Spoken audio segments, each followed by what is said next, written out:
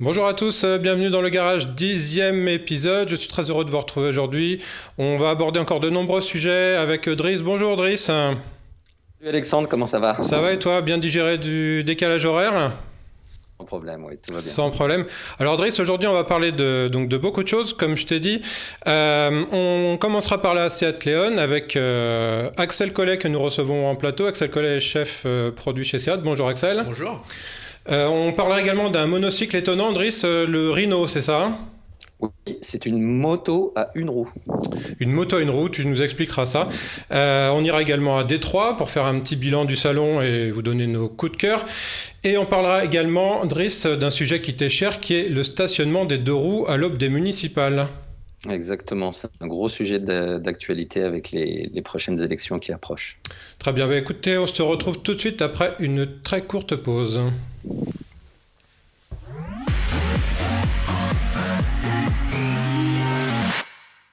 Axel Collet, bonjour. Bonjour. Ravi de vous retrouver, de vous recevoir ici. Alors avec vous, on va parler d'une auto qui est nouvelle chez Seat, qui est un break issu de la gamme Leon. La Leon, qu'est-ce que c'est? Donc la Leon, c'est la compacte de la marque Seat. C'est un modèle qui est sorti donc en version 5 portes il y a maintenant un an. La version SC coupée est sortie l'été 2013 et donc là en fait au mois de janvier on a la chance de pouvoir sortir une version break.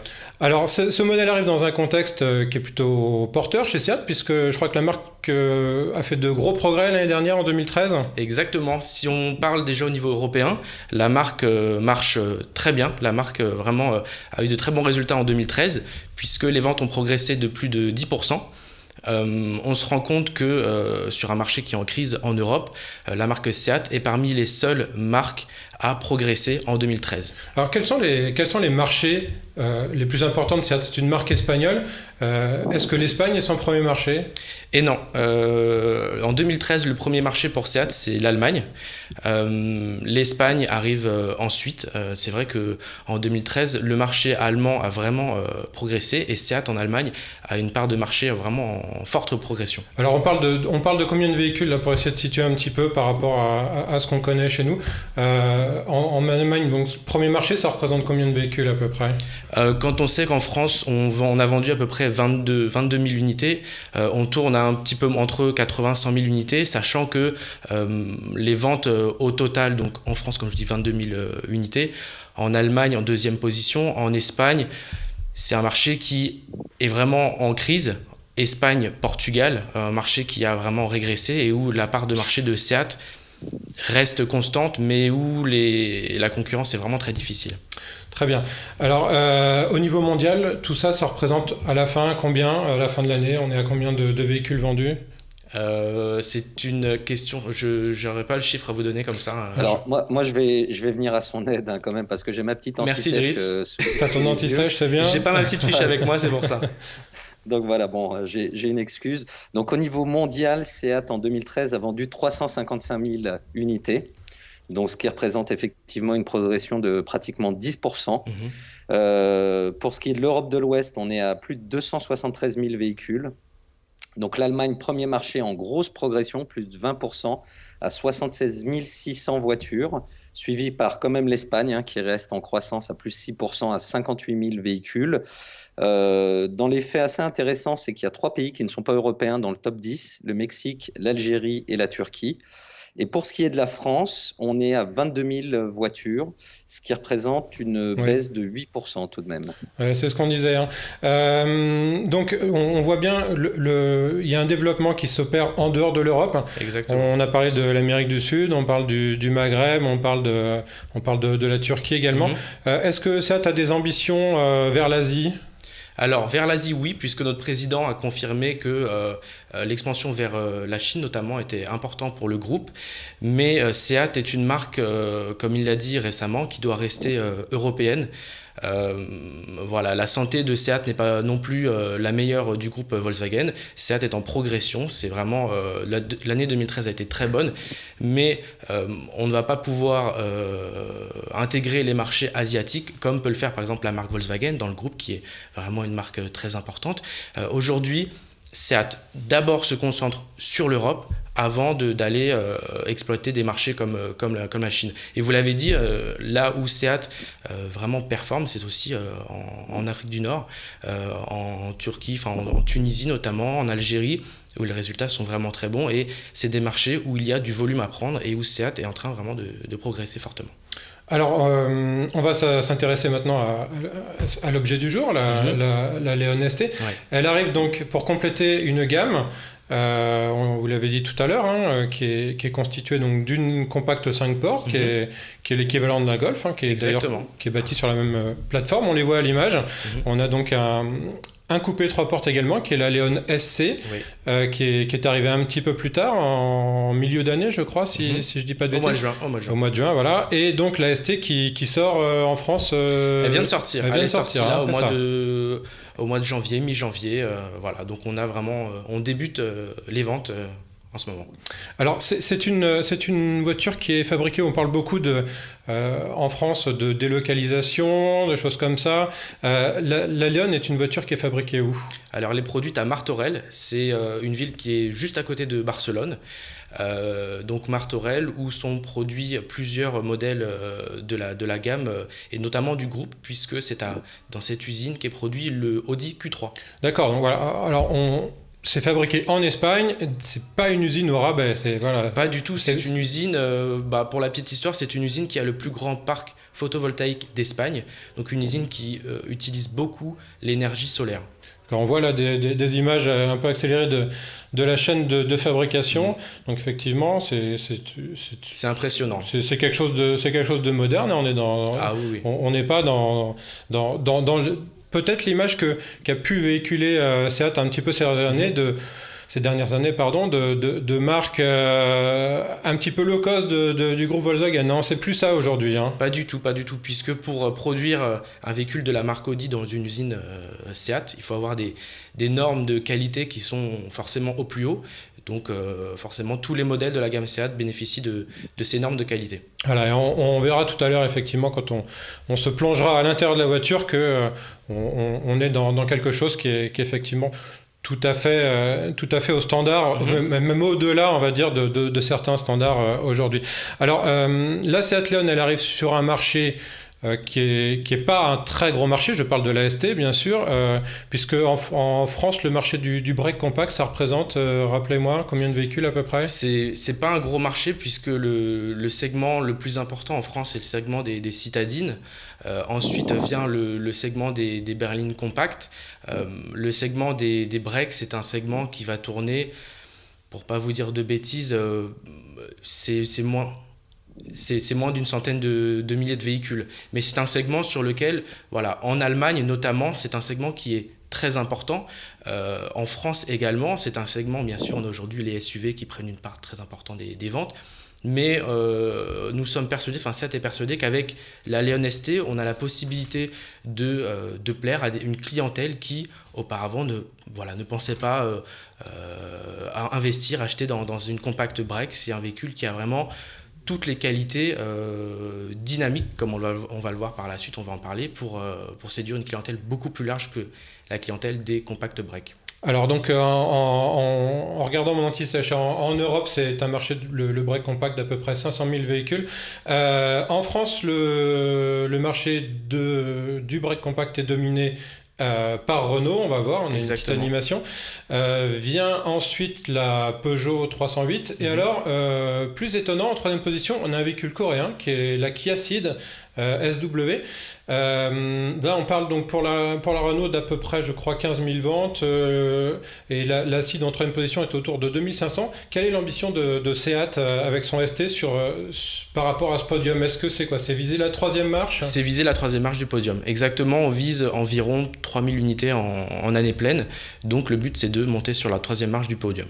La ST, la Leon en général, chez Seat en France, c'est combien par an de prévu ? prévu? Alors environ, si on compare l'ancienne Leon, donc la Leon deuxième génération, on n'avait qu'une version 5 portes, comparé à la nouvelle génération avec ses 3 carrosseries, on doit doubler les ventes en année pleine.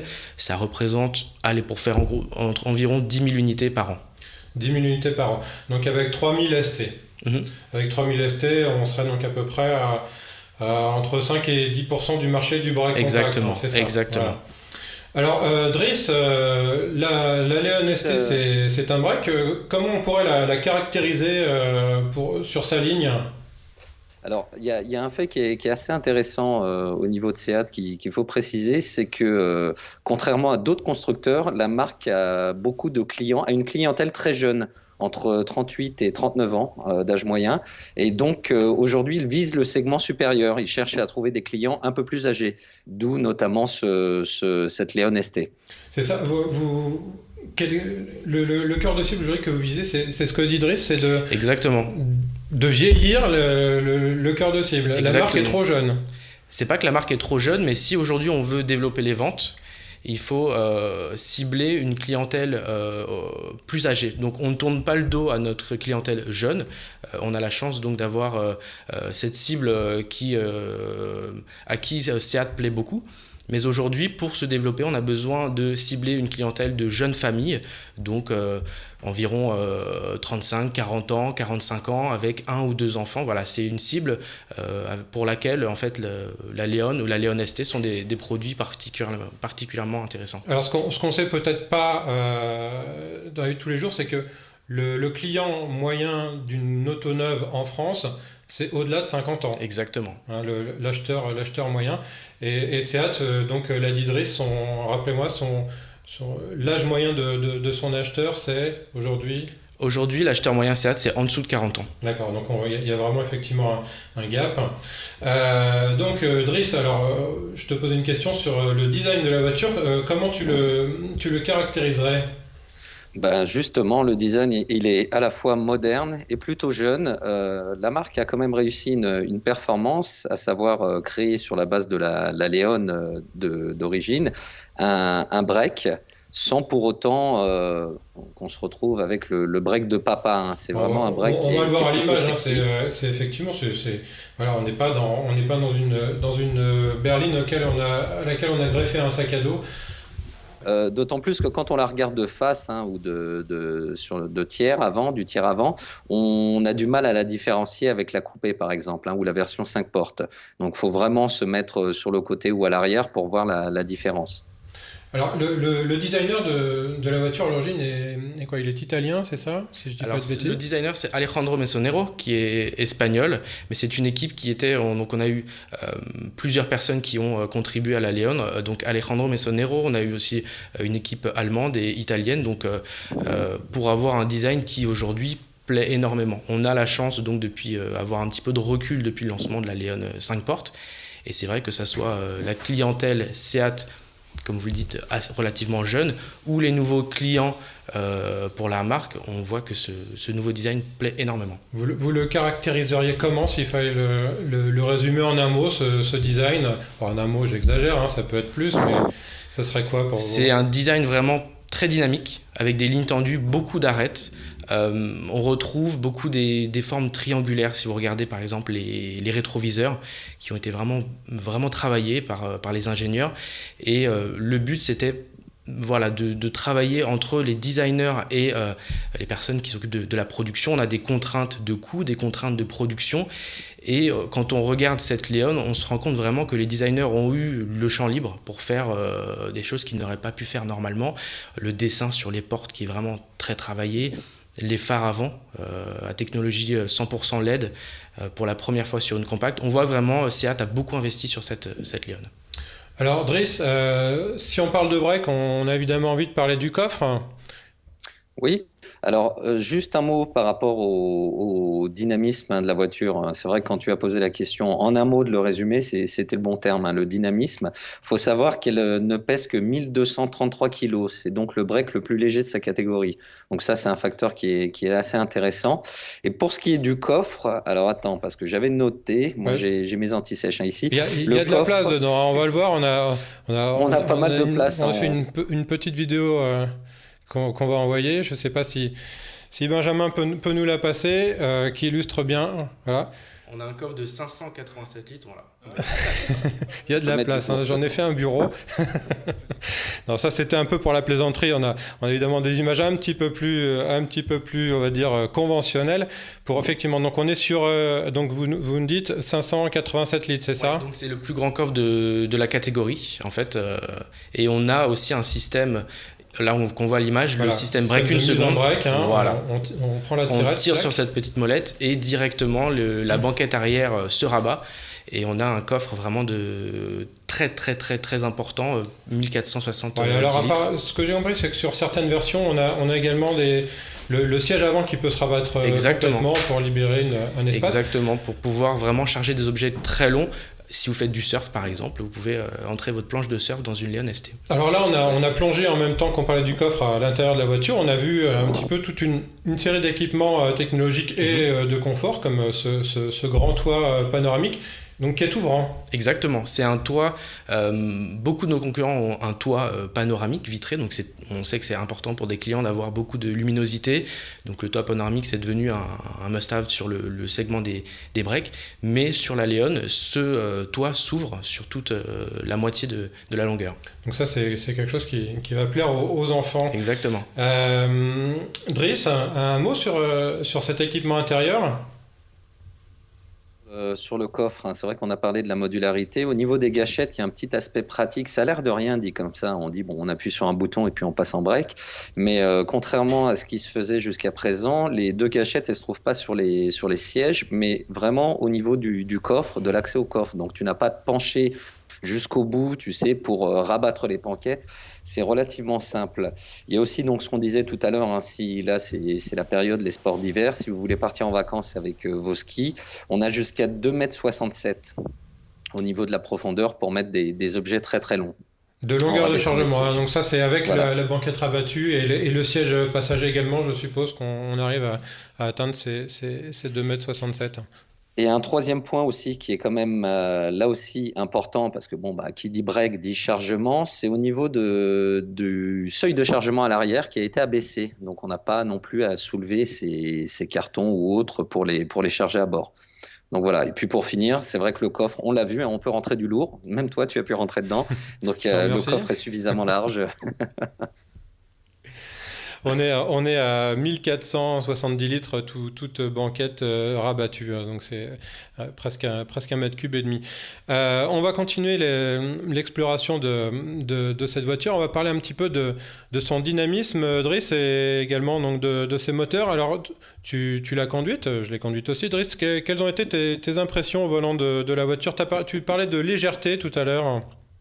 Oui, légèreté, parce que c'est vrai que pour un break, si j'avais pu fermer les yeux au volant, c'est vrai que j'aurais pu me croire en train de conduire la version 5 portes. Hein. On ne se trouve pas non plus handicapé par la voiture, on n'a pas l'impression d'avoir quelque chose de pâteau, bien au contraire.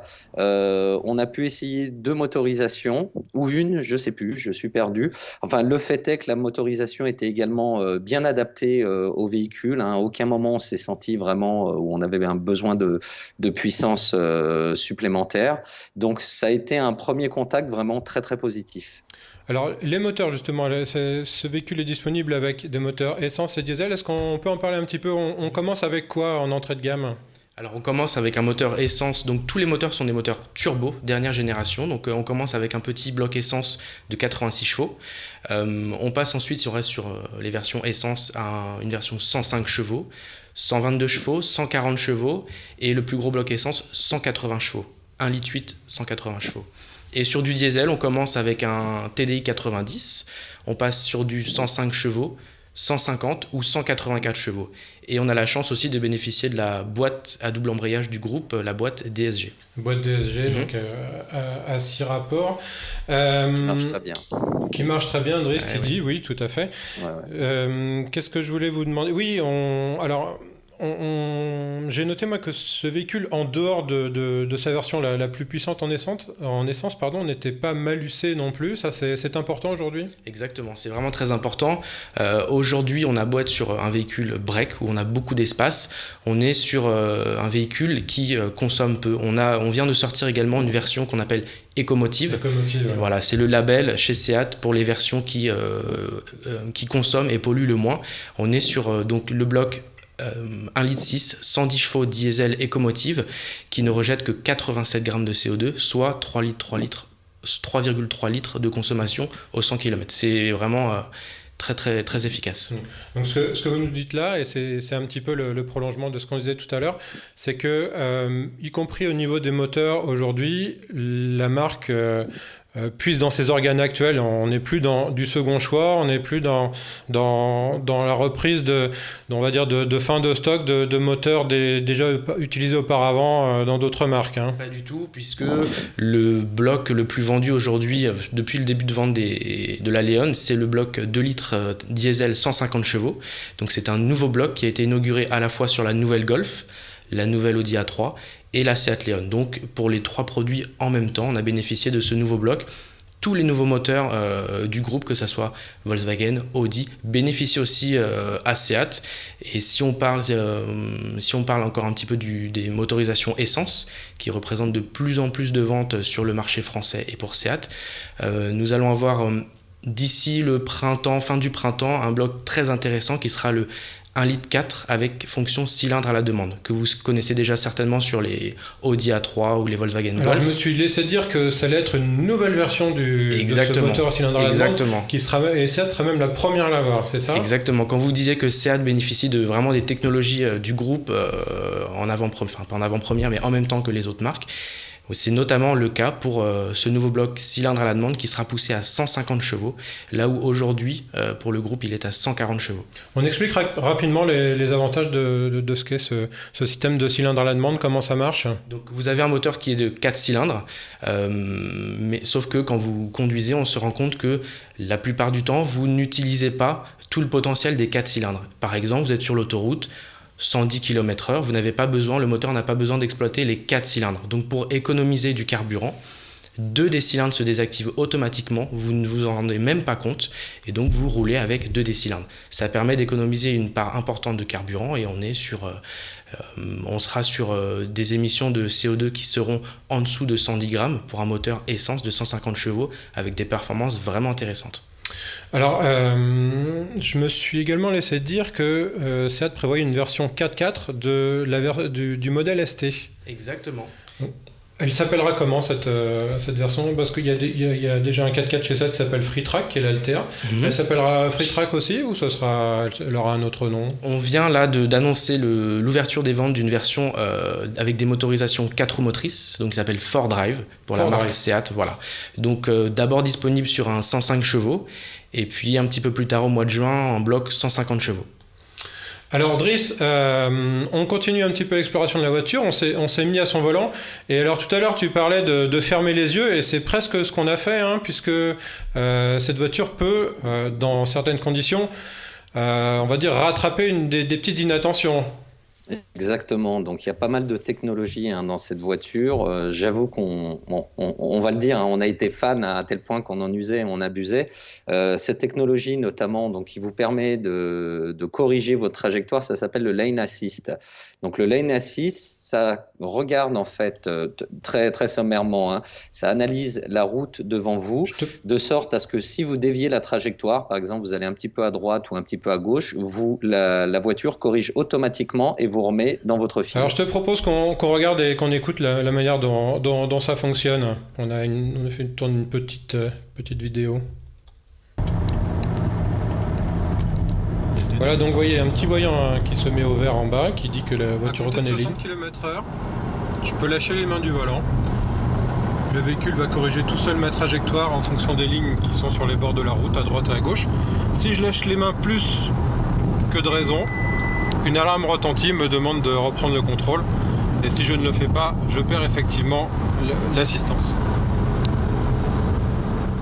Voilà, on est sur des équipements de technologie Dernier cri, j'ai envie de dire. Hein. Exactement. Alors le but normalement c'est pas de lâcher les mains. Donc pour la démonstration on est un peu obligé de le faire. On voit que c'est bluffant. On est tenté de le faire, mais donc l'intérêt c'est vraiment je m'assoupis ou je fais pas attention, je commence à mordre sur la ligne blanche. Le système automatiquement va redresser le volant. Donc ça peut vraiment être très important. Ça peut sauver des vies en cas de somnolence sur autoroute. Hein. C'est un petit peu un ange gardien au-dessus. Voilà, il y a cette petite alarme qui rappelle à l'ordre si jamais on s'assoupit, effectivement. Alors, c'est pas le seul équipement d'assistance actif qui est disponible sur la voiture. Il y a également un régulateur de vitesse adaptatif. Comment ça marche, ça ? Exactement. Donc, un régulateur de vitesse adaptatif, tout simplement. Aujourd'hui, vous êtes dans une voiture lambda, vous êtes en régulateur de vitesse sur l'autoroute. Je me mets à 120 en régulateur de vitesse. Le problème, c'est que devant moi, des véhicules peuvent rouler plus lentement. Ce qui fait qu'on est obligé de désactiver le régulateur de vitesse. Là, sur la nouvelle Leon, on a dans le pare-choc, sous la plaque d'immatriculation, une petite boule. En fait, c'est un radar qui va en permanence analyser la distance avec le véhicule qui vous précède. Ce qui fait que vous mettez votre régulateur de vitesse à 130 km/h, le système va automatiquement ralentir votre vitesse si le véhicule devant vous roule moins vite. Donc l'intérêt, c'est toujours garder une distance de sécurité convenable pour éviter les accidents. Et ce système est couplé avec ce qu'on appelle le front assist. Le front assist, toujours en détectant la distance avec le véhicule devant vous, va détecter si on est vraiment dans une situation d'urgence où la voiture a besoin d'effectuer un freinage d'urgence. Là, le système va vous mettre une petite alerte, une alerte comme vous l'avez eu avec le lane assist, un bip très important, une alerte sonore donc, et visuelle. Et si vous n'intervenez pas instantanément, le système va freiner à votre place pour éviter tout accident ou réduire les risques d'accident. Donc en cas de somnolence, si j'ai mon régulateur et le lane assist, il y a maintenant, on va dire, un risque beaucoup plus faible que je me retrouve sur le bas-côté à manger le rail de sécurité. Exactement. Voilà. Une petite précision, Alexandre, au niveau du régulateur de vitesse adaptatif. Hein, ce qui est aussi d'intéressant à noter, c'est que le système peut même fonctionner jusqu'à 0 km/h sur la boîte automatique. Donc la voiture, imaginons devant vous, ralentit et s'arrête totalement. Donc vous allez vous arrêter également et le régulateur garde le contrôle et va redémarrer la voiture. Ça fonctionne aussi sur la boîte mécanique, mais jusqu'à 30 km/h. 30 km/h au-delà, après lesquels il faut effectivement freiner soi-même. Exactement. Donc dans les bouchons, c'est intéressant, c'est vraiment très pratique. Et pour ce qui est du front assist, hein, donc il y a aussi l'ABS qui se précharge, donc je crois me souvenir entre 30 et 60%, ça dépend des situations. Exactement. En fait, vous avez même les disques qui se... En fait, lorsque le système détecte une situation d'urgence, avant d'intervenir sur les freins, le système va préparer le freinage en rapprochant les disques des plaquettes pour, si vous avez à effectuer un freinage d'urgence, vraiment avoir 100% du freinage le plus rapidement possible. Driss, un petit mot pour conclure cette voiture. Elle commence à quel prix d'ailleurs ? On n'en a même pas parlé. Alors, les premiers prix, on est autour de 18 000 € pour une version d'entrée de gamme. Notre cœur de gamme, aujourd'hui, se situe, si vous souhaitez une version diesel, milieu de gamme avec un équipement GPS, climatisation automatique, on est autour de 23 000 €. Alors, juste avant de conclure, je rebondis sur une chose sur laquelle j'ai oublié de le faire tout à l'heure. Vous nous disiez, et ça c'est intéressant, que la part des ventes essence augmentait. Exactement. Ça représente combien sur un véhicule comme la Leon ? Alors sur la Leon, ça représentait en 2013 un petit peu plus de 25% des ventes, ce qui est vraiment important puisqu'on tablait sur entre les années 2000 et 2010, on était plutôt autour de 10% de ventes d'essence. On se rend compte qu'aujourd'hui, avec les blocs Seat qui sont vraiment efficaces et qui sont, comme vous le disiez tout à l'heure, qui ne sont pas mal usés, à part le 180 chevaux, on a vraiment la part des ventes en essence qui est en pleine croissance. Donc c'est un de nos points forts, justement. Très bien. Driss, un petit mot pour conclure sur la voiture ? Oui, on va quand même parler, là on vient de parler du prix, on a parlé des motorisations, on n'a pas parlé des finitions. Donc il y a 3 niveaux de finition, hein, le niveau de base qui est le niveau référence, qui est déjà plutôt bien loti. Ensuite, le cœur de gamme qui, lui, s'appelle le style. Et puis pour ceux qui veulent une voiture un peu plus personnalisée, on peut attaquer dans la gamme FR. Voilà, bah écoutez, Axel, merci. Merci beaucoup. De nous avoir accompagnés sur ce sujet. Vous pouvez rester avec nous si vous le souhaitez. Et nous, on se retrouve dans une seconde pour parler de toute autre chose, puisqu'on va évoquer une moto à une roue.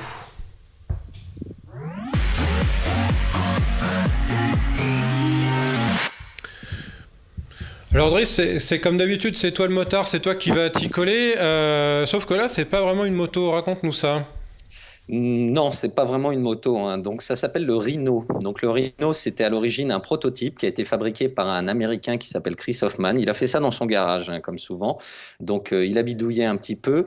C'est à mi-chemin entre la moto et le Segway. Le Segway, je sais pas si vous vous souvenez de ce que c'est. Segway, c'est ce qu'on appelle un gyropode, hein. C'est une espèce de scooter avec les roues placées non pas dans la longueur, mais plutôt dans la largeur.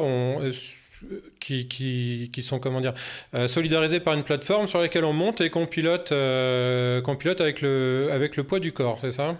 J'aurais pas pu mieux le décrire. Eh ben, écoute, je te remercie. C'est exactement ça. Donc là, pour le coup, ce qu'on a, c'est à mi-chemin entre la moto et le Segway.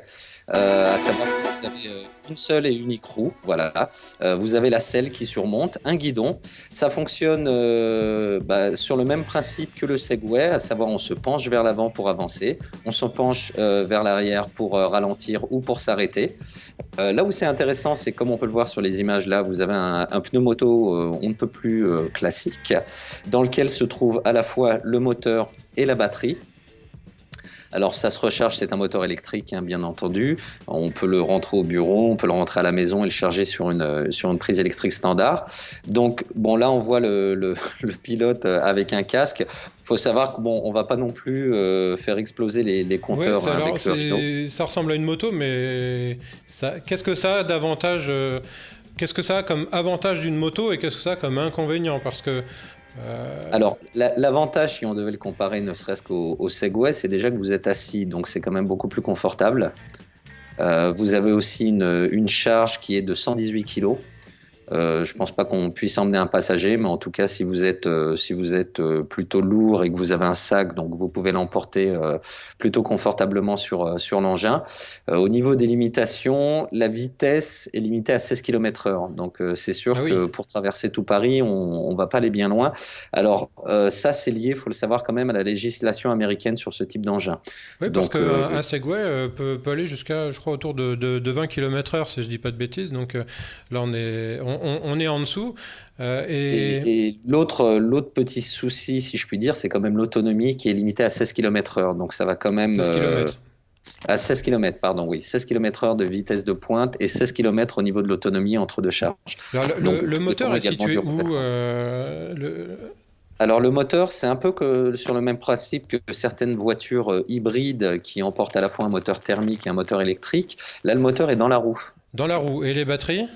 Et les batteries sont également dans la roue. Donc, il a fallu faire un gros travail d'optimisation, hein, mais tout est intégré dans la roue. Donc, comme on le voit, hein, schématiquement, on peut vraiment décrire le Rhino comme étant une roue, une selle, un guidon. Voilà, c'est tout ce qu'on voit.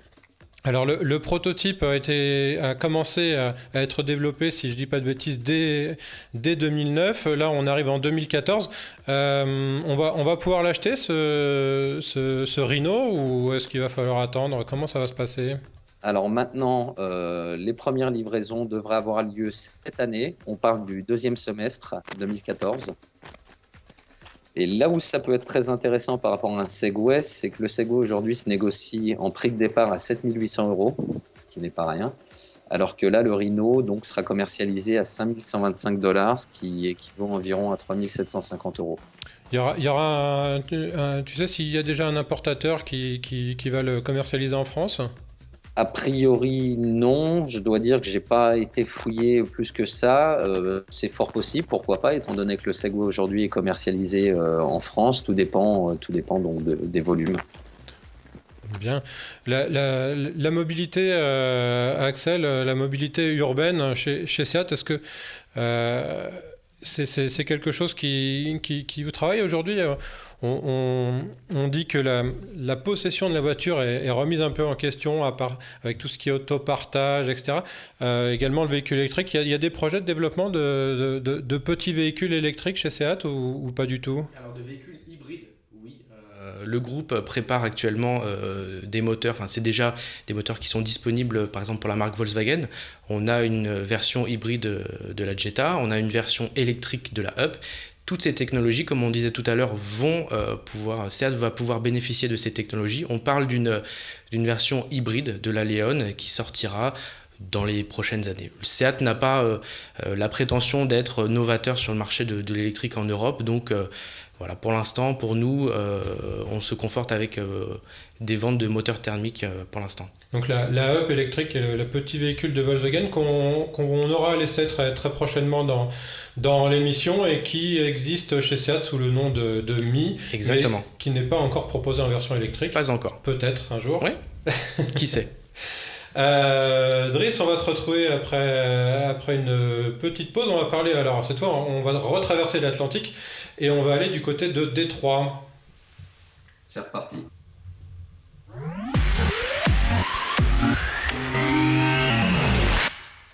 Alors Détroit, où avait lieu il y a encore très peu de temps le salon nord-américain de l'automobile, et où alors là quitte à parler de voitures et des États-Unis, on s'est fait un petit peu plaisir, on a isolé quelques véhicules qui sont nos coups de cœur et qui sont des véhicules un petit peu d'exception, Driss, hein. Oui, c'est vrai qu'on n'a pas allé regarder le véhicule traditionnel. On parlait d'un break. Là, on s'est un petit peu permis une folie en parlant de certains prototypes et de sportifs, donc qu'on va vous montrer. Alors je propose qu'on commence par un véhicule allemand qui est la Porsche 911 qui revient dans sa version Targa. On va vous montrer ça à l'image. Alors la 911 Targa 4 même telle qu'elle s'appelle, c'est un petit peu un retour au design traditionnel de la Targa, hein, qui est avec ce toit escamotable qui n'est pas complètement un cabriolet puisqu'on va garder la lunette arrière qui là s'escamote un petit peu. Alors on va le voir à l'animation, c'est assez intelligent. Le toit s'escamote à plat, donc on va pas avoir ce phénomène, on va dire, comme dans la Ferrari California avec le toit qui pivote et qui peut mouiller les occupants de la voiture si jamais il y a un peu de pluie. Une petite vingtaine de secondes pour le faire, donc il se range à plat. Et alors ce véhicule arrive en 4 roues motrices et en 2 versions, la Targa 4, on l'a dit, hein, 3 litres 4 et 350 chevaux avec une boîte PDK qui est la boîte à double embrayage de Porsche, hein, qui est un petit peu la DSG de Porsche, si j'ose dire, Axel. Et on est sur des chiffres de performance avec un 0 à 100 en 4 secondes 8 pour cette première version. Et on a une Targa S qui est un petit peu plus cher, de l'ordre de 15 000 euros de plus. À peine, oui. Presque le prix d'une Leon d'entrée de gamme, qui, elle, développe 400 chevaux et avec des performances un petit peu meilleures, si j'ose dire. Je ne sais pas si ça vaut la peine de les payer, hein, 4 secondes 4 de 0 à 100. La Targa 4, elle commence à quel prix, Driss, rappelle-moi? Alors, la Targa 4, c'est à partir de 111 000 euros. 111 000 euros. Hein. Alors, donc, voilà. On est loin du tarif de la Leon ST, hein, quand même. Oui, il en faudra un petit peu pour combler. Alors, on va rester dans cette inspiration un petit peu rétro, qui ont en ce moment pas mal de constructeurs. Bon, on a vu aussi la Corvette Stingray. Là, on va rester dans le domaine de la supercar, mais avec un concept, Driss, la Toyota FT1. Oui, alors la Toyota s'est vraiment fait plaisir, hein. On a l'impression de retrouver les véhicules de Tex Avery avec ce long capot. Elle a un look vraiment très racé. À l'intérieur, on a l'impression d'avoir un avion. Donc c'est la Toyota FT1, ce qui préfigure des voitures du futur chez le constructeur. Alors, tu l'as dit, elle a un très long capot. Il y a une raison à ça, c'est que c'est une traction. On aurait pu croire que Toyota ferait une ultra sportive en propulsion, et non, c'est une traction. C'est un petit peu un héritage, ce design de la 2000 GT, puisqu'on parlait de rétro, hein, qui est un coupé de la fin des années 60, 1967, si je dis pas de bêtises.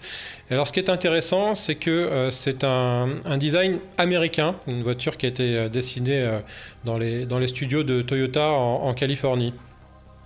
Bon, on le voit bien, de toute manière, que c'est dessiné aux États-Unis, hein, c'est tout dans l'exubérance. Moi, ce que j'ai remarqué, c'est que l'arrière me faisait penser à Ferrari. À Ferrari, ouais, c'est pas faux. Ouais, l'arrière fait penser à Ferrari, et puis comme on l'a dit, hein, le tableau de bord, c'est littéralement un avion de chasse. Alors il y a un autre constructeur qui s'est fait plaisir avec un concept, c'est Kia, Driss. Alors Kia, qui était également présent, il nous avait fait une belle opération de teasing avant le lancement du GT4 Stinger. Donc là, une nouvelle fois, c'est un concept qui est propulsé par un moteur suralimenté de 75 chevaux avec une boîte de vitesse manuelle à 6 rapports. Donc c'est vraiment un véhicule, on le voit, avec un design complètement futuriste, là encore. 315 chevaux pour cette voiture, qui est un coupé 2+2, hein, c'est ça? Exactement, oui, coupé 2+2, avec un intérieur complètement épuré. Reste à savoir donc si ce sera produit en série, hein, là en l'occurrence c'est un concept, mais eux aussi se sont vraiment fait plaisir. Alors ils se sont fait plaisir et eux aussi l'ont dessiné en Californie, à Irvine, là où d'autres concepts de chez Kia ont déjà été dessinés, hein, je pense au Trackster ou au Cross GT ces dernières années. On est chez Seat également. Alors ce qui est intéressant, c'est comme on sait que les concepts préfigurent le design de demain, là on voit que le fameux Tiger Nose de Kia, je sais pas, je crois que j'ai dit Seat tout à l'heure, je me suis un petit peu emballé. Le Tiger Nose de Kia, je sais pourquoi j'ai pensé à Seat, c'est parce que le designer de Kia est Peter Schreier qui auparavant officiait chez Audi, et quand je pense à Audi, je pense également à Seat. Voilà, donc c'est pour ça. Et donc cette calandre c'est un petit peu allongé et a perdu, on va dire, presque les narines de son nez de tigre. Donc voilà, un langage stylistique qui est voué à évoluer apparemment. Driss, tu avais, je crois, également un autre coup de cœur. On va retourner en Europe, hein, du côté de la Suède. Alors avant de retourner en Europe, hein, juste un mot, parce que justement tu parlais de Seat et de ce Stinger, GT4 Stinger chez Kia. Toutes les deux ont un point commun. Est-ce que tu sais lequel? Ah bah vas-y, tu vas me l'apprendre. Leur poids. Leur poids. Voilà, au niveau du poids, on est pratiquement à la même chose, hein. On est avec la Leon ST sur 1223 kg de mémoire, et là on est sur 1300 kg. Donc on n'est pas très loin, voilà, si tu voulais trouver un point commun entre les deux voitures. Ce qui est intéressant, parce qu'en général, c'est vrai que ce genre de design, hein, de coupé est souvent assez lourd, hein, pour pouvoir rigidifier tout ça sur des véhicules haute performance. On a besoin de mettre des renforts un peu partout. Et là, donc, Kia a réussi à maîtriser le poids sans utiliser de matériaux inabordables, hein. On verra ça. Donc, c'est une tendance, hein, actuellement d'ailleurs de baisser le poids comme ça des véhicules. Je pense notamment à la 4C d'Alfa Romeo, qui est vraiment très légère. Elle a moins de 900 kg avec un moteur de 240 chevaux. Puisqu'on est en direct et que tu parles de la 4C, petite actu, elle vient d'être élue plus belle voiture de l'année par le Festival Automobile International. C'était hier soir, donc voilà, petit point d'actualité. On est en plein dedans. Seat donc fait la même chose avec la Leon ST, hein, à baisser le poids. Vous parliez tout à l'heure de la consommation. Justement, hein, c'est aussi lié à ça. Il y a les blocs moteurs, mais également le poids de la voiture. Et pour ce qui est de Détroit, hein, on repart de l'autre côté des États-Unis, de l'Atlantique. Volvo aussi a fait un coup d'éclat avec son XC coupé. Alors le XC coupé, c'est le deuxième concept après Francfort qui doit remplir un triptyque. Parle-nous d'un petit peu de ce véhicule qu'on va voir à l'image, Driss. Alors c'est un véhicule à 2 portes et 4 places, qui a un lien très fort avec son grand frère, hein, qui est le concept coupé de Volvo, concept coupé Volvo. Il faut savoir qu'il a été élu le meilleur concept car de Détroit. Donc là, on retrouve ces feux diurnes en forme de T qui sont caractéristiques des dernières productions de Volvo. Qu'est-ce que je pourrais vous dire d'autre, si ce n'est qu'on a une topographie de capot et une calandre flottante qui sont encadrées par les projecteurs, qui donc intègrent ces feux qui sont caractéristiques. Et on retrouve aussi la même signature lumineuse à l'arrière. Alors donc, qui dit XC coupé, on peut penser que ça préfigure un nouvel XC dans la gamme, Driss? Il y a de fortes chances que ce soit le prochain XC de Volvo s'inspire de ce concept qu'on a vu à Détroit. Très bien, allez, on a commencé par l'Allemagne, et on va finir par l'Allemagne avec là. Alors c'est pas un concept, hein, c'est un véhicule de série qui a été lancé très officiellement. On en a vu déjà quelques images auparavant, mais qui a été lancé à Détroit et qui est la BMW série 2 coupé Driss. Alors, grosse actu, ouais, hein, chez BMW depuis la fin d'année dernière, je vais y arriver. Donc, le coupé série 3 est devenu série 4. Et dans le segment inférieur, le coupé série 1 maintenant s'appelle série 2. Bon, faut s'y retrouver, hein. Je ne sais pas si vous avez bien suivi. Alors c'est vrai qu'avant chez BMW, il y avait la série 1, la série 3, on passait ensuite à la 5, la 6, la 7. Mais dans chaque gamme, il y avait à chaque fois différentes carrosseries, hein. Sur la série 3, il y avait une compacte, un coupé, la berline.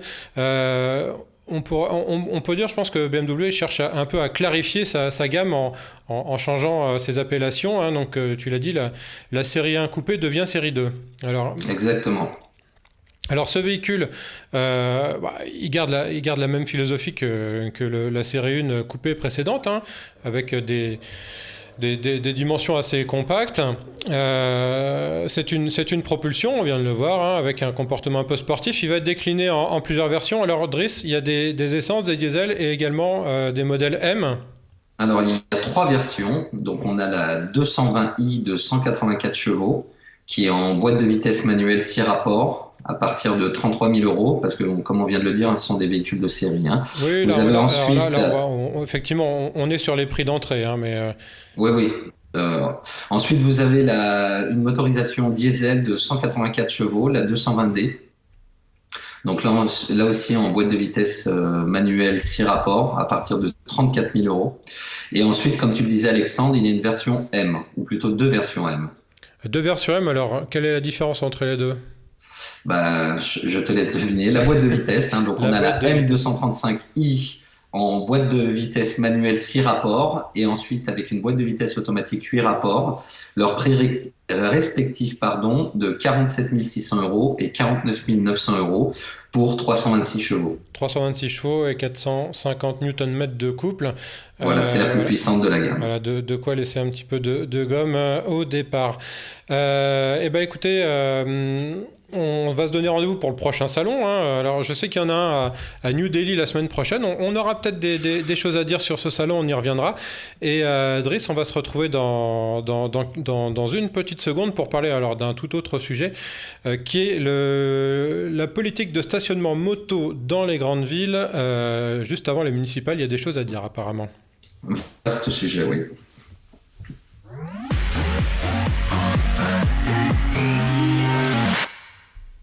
Alors Driss, puisqu'on va parler moto, c'est toi qui vas t'y coller et je crois que tu as un invité à nous présenter, Sam Abar, c'est ça ?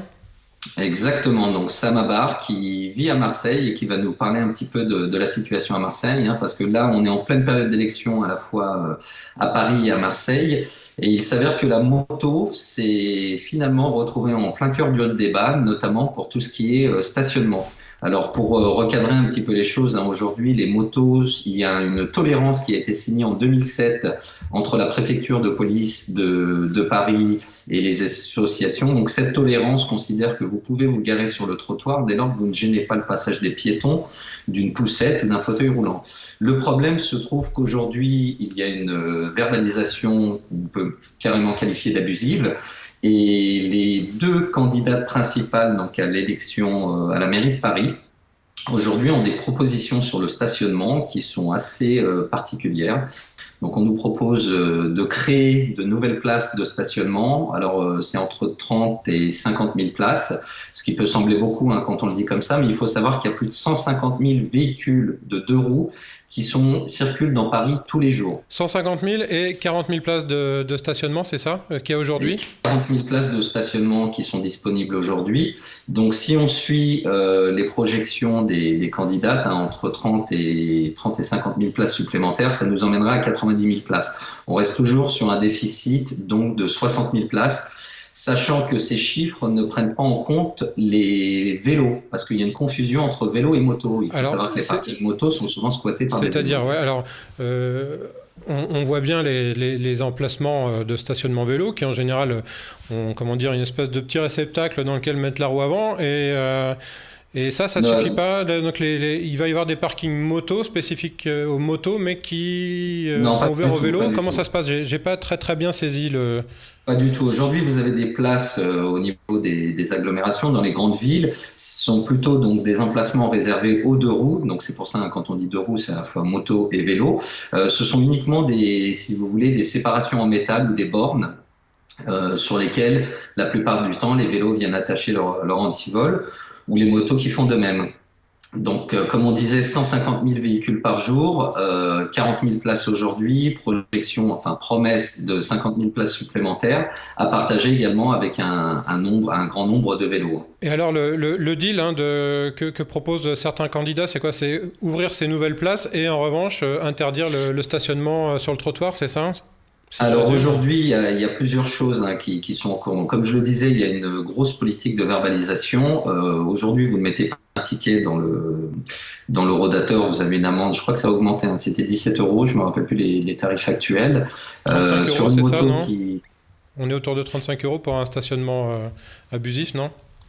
Je ne sais plus. En tout cas, voilà, pour ce qui est de la moto, c'est 35 € si vous vous mettez sur le trottoir, même si vous ne gênez pas. C'est là où le bas blesse. Vous pouvez vous garer entre deux arbres. À la rigueur, vous allez peut-être déranger le chien qui va aller faire pipi sur l'arbre et qui fera pipi sur vos trous. Mais bon, de toute évidence, vous ne gênez pas les piétons. On a pas mal de choses là qui se passent à Paris. Vous avez l'élu Europe Écologie Les Verts qui a déposé le 17 décembre dernier un vœu lors du Conseil de Paris pour demander l'interdiction pure et simple des deux roues motorisées sur les trottoirs, qu'ils ne gênent ou qu'ils ne gênent pas.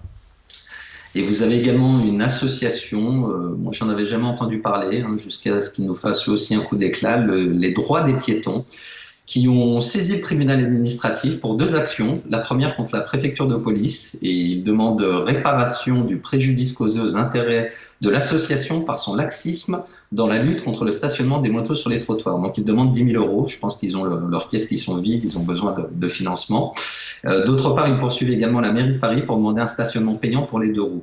Donc ça, c'est le deuxième volet du débat, où donc les 2 candidats principaux à l'élection municipale à Paris qui proposent le stationnement payant, donc notamment en créant des places de parking en sous-sol.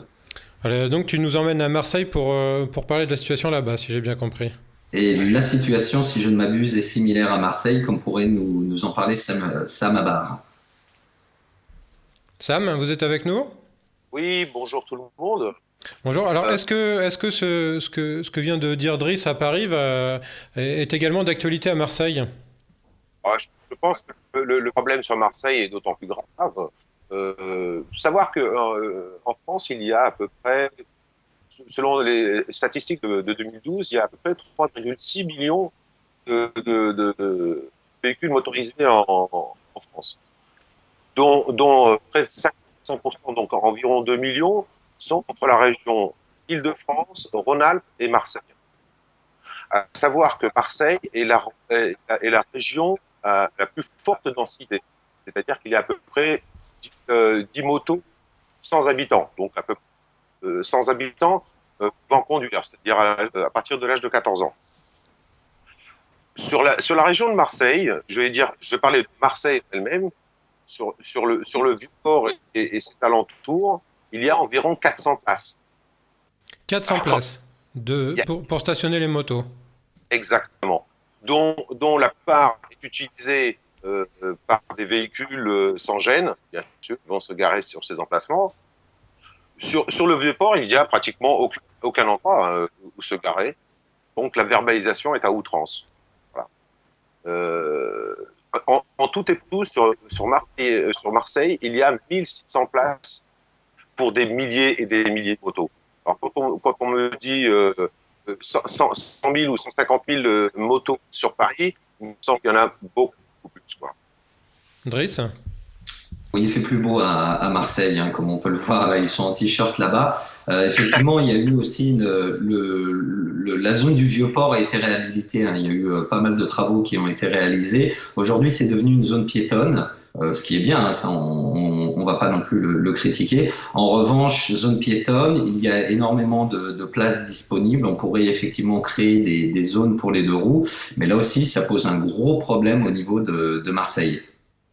Alors, qu'est-ce que proposent les candidats à la mairie de Marseille, hein, puisque ils sont beaucoup dans l'actualité pour des tas de raisons, à la fois on va dire de petites tambouilles politiques, etc. Mais qu'est-ce qu'ils proposent concrètement aujourd'hui ? Ils proposent de rajouter, bien sûr, des places de parking gratuites ou l'utilisation des parkings souterrains qui sont payants. Il faut savoir qu'un parking souterrain pour un scooter ou une moto coûte environ 60 € par mois. D'accord ? À savoir que Marseille, pour la population de Marseille, 60 € par mois pour un scooter, c'est vraiment très cher. Aujourd'hui, il n'y a rien de prévu, que des promesses électorales, bien sûr, à l'approche des municipales bientôt, que ce soit les partis de droite ou de gauche, ne proposent rien de vraiment concret, à part limiter les places de parking ou l'accès aux motos en centre-ville. Et est-ce que tout le développement des transports publics, avec, je pense notamment au tramway, des choses comme ça, est-ce que ça résout un petit peu, on va dire, le problème de la circulation dans Marseille, et donc est-ce que ça tend à faire diminuer le nombre de véhicules qui roulent, ou est-ce que ça n'a aucune incidence ? Alors, vous savez, le tramway de Marseille est un débat polémique. Je pense qu'on pourrait en discuter lors de prochaine émission.